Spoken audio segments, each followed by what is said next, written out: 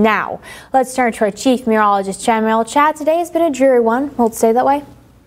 It will stay that way through tomorrow morning. The heaviest rain is now exiting southern West Virginia. We have more light rain and drizzle to the south and west, so most of our 1/4 to 1/2 inch of rain is centered north of the region. You can see the cold front back through Ohio. It'll take its precious time to move through, but that's good news for the brush fires across the region.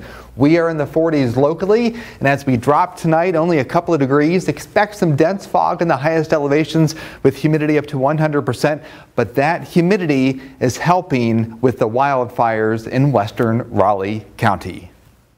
This brush fire you can see behind me on Spruce Mountain continues to burn. Crews were called to the scene shortly after midnight for reports of this brush fire, several companies from across the region, and it continues to burn on this Tuesday afternoon.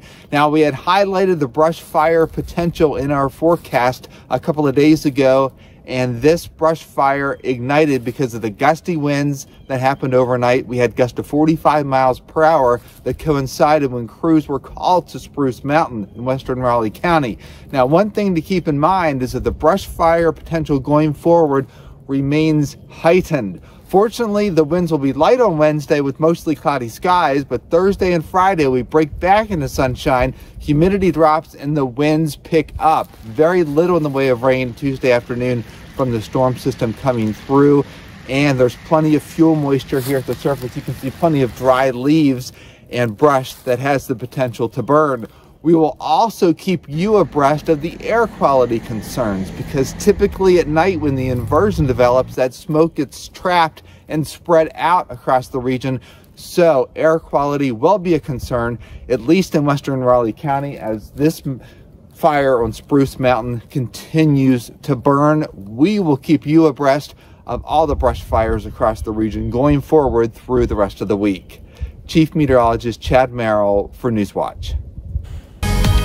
And as you saw from the story on the Spruce Mountain fire, we went back in the afternoon even as it was raining. The fire was still going on. Fire officials will likely have it contained tomorrow. The rain is dampening it. It is not putting the fire out. We still have dry conditions across the region, even though we've gotten 1/4 to 1/2 inch. The steadiest rain is to our north from Marlinton into northern parts of Pocahontas County. We still have light rain and drizzle to go for the next couple of hours and dense fog in the highest elevations. Now, if you feel it in your joints, that's because the pressure continues to drop across the region.